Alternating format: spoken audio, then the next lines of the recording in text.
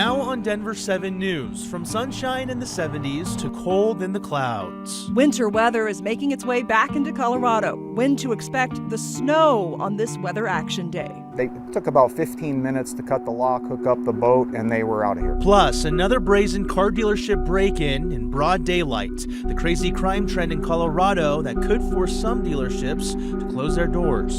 And a Colorado senator, part of a group of lawmakers speaking with the president of Ukraine. The message being sent tonight as Russia ramps up its attacks.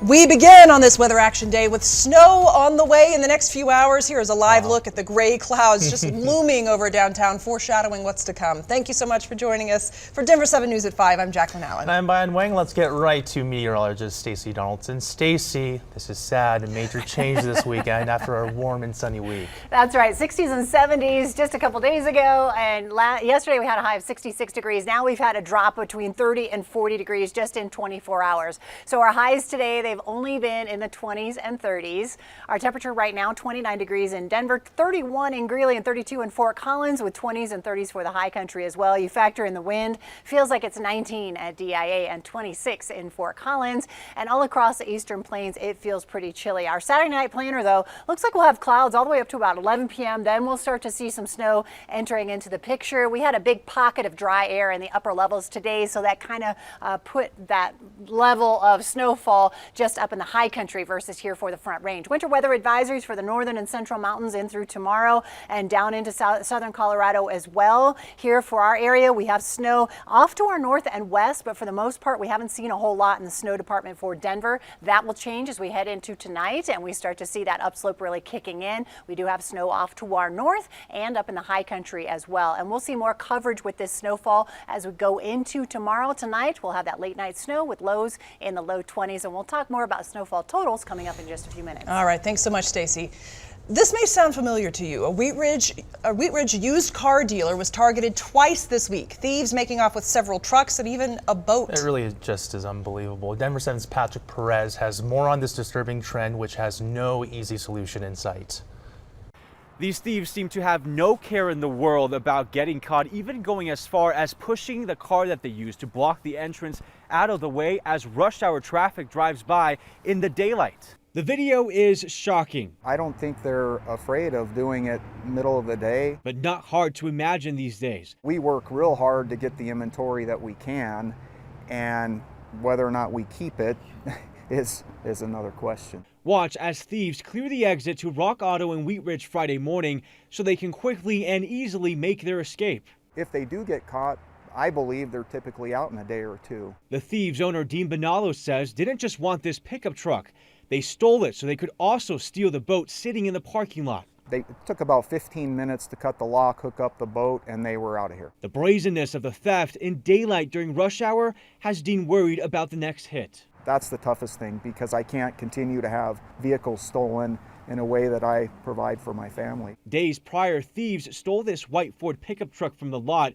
It was later spotted on Tower Road near the airport. I've had more vehicles stolen and damaged and catalytic converters stolen in the last year and a half than I have in the previous 5.5, 6 years. The situation, Dean says, has gotten out of hand. He believes his livelihood is now at risk. Getting hit as much as we're getting hit is just putting a hurting on the business. And without much help from police, I know that they're bogged down with many other calls and, like I said, short staffed, so it's not necessarily their fault. There's nothing else he can do but patrol his own lot and hope the thieves don't come back. There's just no remorse for what they're doing. In Wheat Ridge, Patrick Perez, Denver 7. Very tough situation. All right, Patrick, thank you. Now look, as we said, these types of thefts are part of a disturbing trend exploding across the Denver metro. At the beginning of this week, we told you about another theft from a Denver car dealership. The owner of Jambo Motors is on East Colfax. He tells us his business has been hit 12 times over the past year, but only for catalytic converters. He says it's cost him thousands in damages, and now he has a fleet of cars he can't sell just sitting on the lot.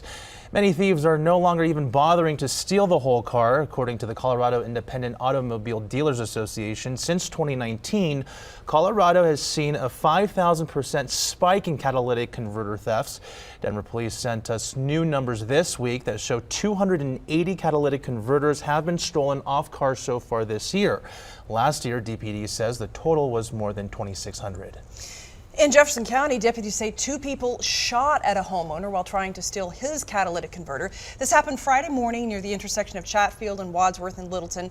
The Jeffco sheriff says one of the suspects shot at the homeowner but missed and then drove away in a silver Honda. We spoke with the victim's wife, still shocked by what happened. It was daylight. It was 6:05. The sun was out. I mean, it's broad daylight. My husband could be dead now.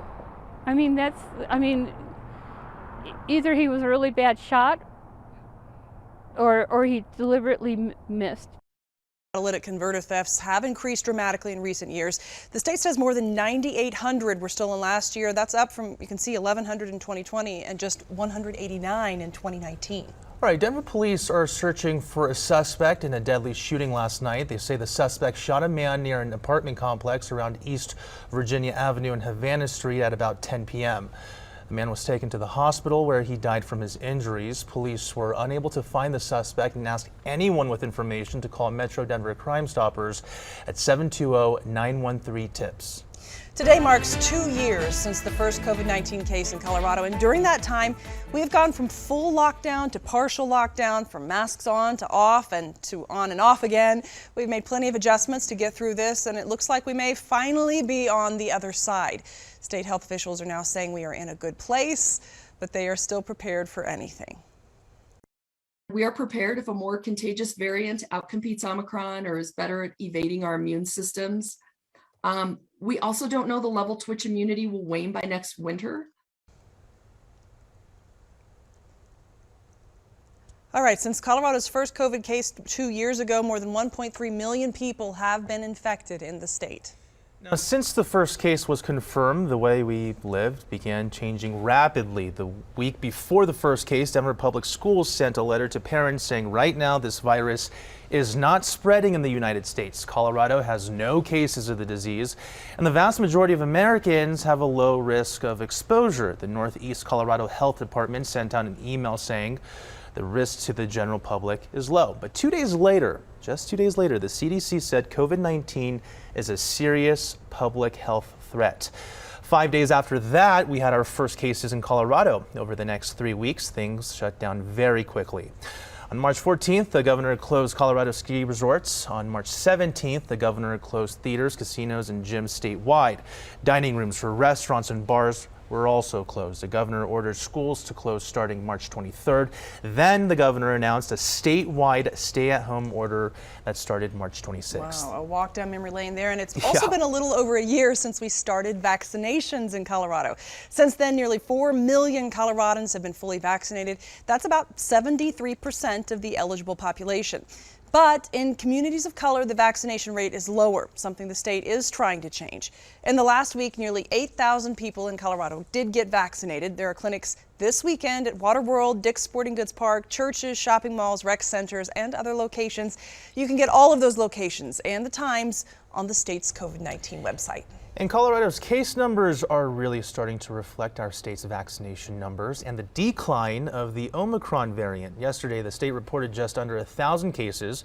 Before this week, the last time the state reported a triple-digit case count was in August of last year. Hospitalizations are also much lower. The state says 318 people are in the hospital with COVID cases. The last time we saw numbers that low was back in July of last year. Today, Colorado Senator Michael Bennet tweeting that he was part of a group of lawmakers in a virtual meeting with Ukrainian President Zelensky. Bennet then reiterated calls for security assistance, humanitarian aid, and a ban on Russian oil imports. He also commended Zelensky and the Ukrainian people for their resilience. Despite that positive meeting, the Ukrainian president is criticizing NATO for being too soft on Russia. Now, this comes after plans for a temporary ceasefire don't work out. ABC's Ike Ichiachi has the latest from Washington. Вільні народи вільної країни.